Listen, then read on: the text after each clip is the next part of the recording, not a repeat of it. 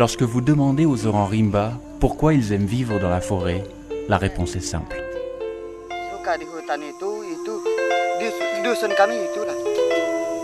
Kampung kami, di hutan kampung kami. Bukan di terang, bukan.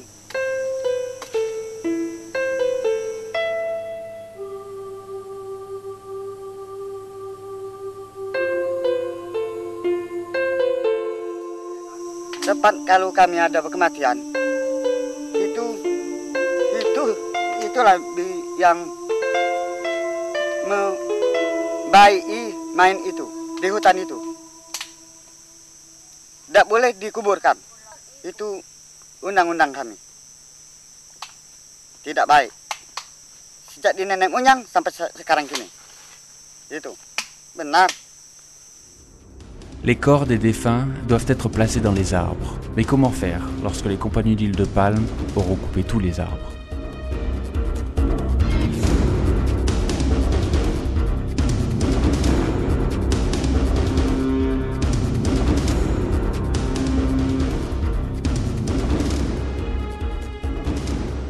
Ada sedikit hutannya, sinilah ada yang dikit-dikit hutan. Itu ceritanya tidak habiskan, bete juga. Bagaimana kami hidup? Itu kami pikir, kami susah mikir.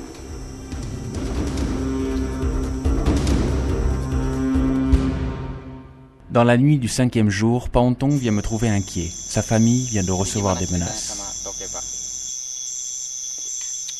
Dia cerita kawan itu sebenarnya besok pagi datang menerima hutang. Kalau tidak bayar, dilunasi semua hutang 4 juta itu, tidak dibunuhnya. Sebab terlalu sudah lama hutang itu, bilang dia. Sering terima ancaman seperti itu? Sering begitu.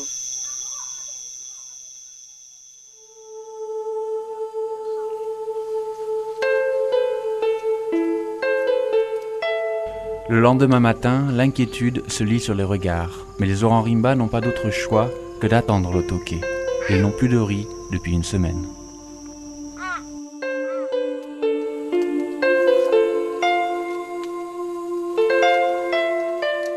Les orang rimba sont exploités et les toqués leur mentent. Le jornang est souvent échangé contre des vivres d'une valeur réelle bien inférieure au jornang.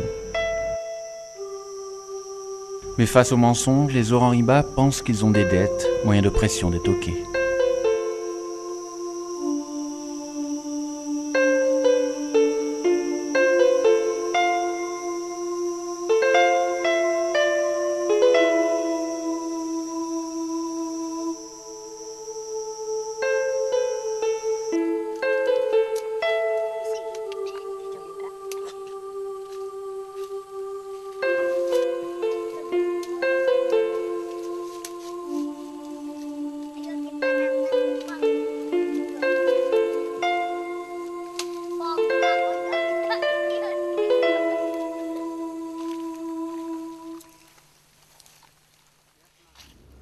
En milieu de journée, un moteur se fait entendre. Le toqué arrive.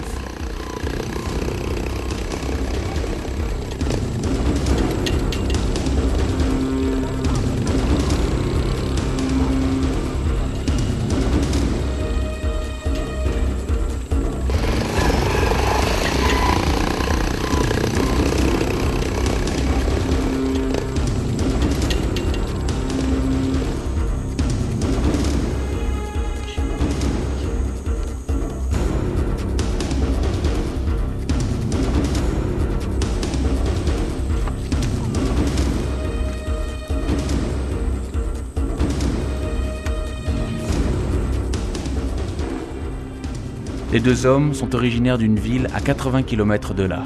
Ils assurent que les orang rimba ont une dette de 4 millions de roupies. C'est un mensonge.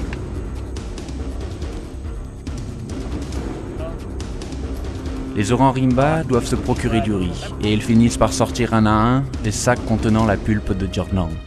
L'ensemble peut être chiffré à plus de 6 millions de roupies.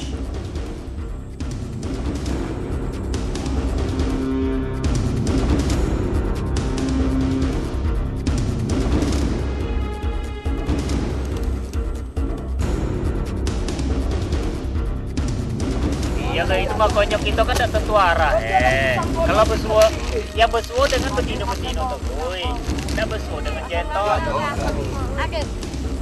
Kalau bersua dengan jenton, kau baru tahu arah kamu kan? Dua kali yang kemari bersua dengan. Les Orang Rimba n'auront en échange que quelques kilos de riz, des pâtes, du tabac et quelques dizaines de roupies, alors que la vraie valeur du Jörnang leur aurait permis de vivre pendant plus de 6 mois.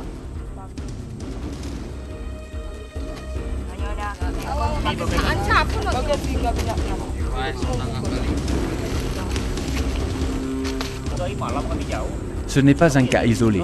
La plupart des Tokais profitent de l'innocence des Orang Rimba et continuent ainsi à les exploiter.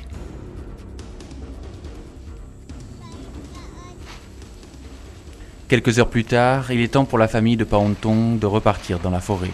Le peu de vivres donné par le Tokay, c'est cela que Paontong rapportera à son frère.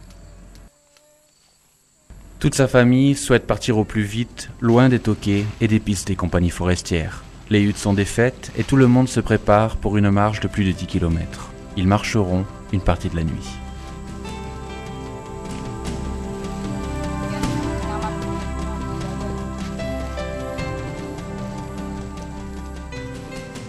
Que vont devenir les Orang Rimba sans la forêt?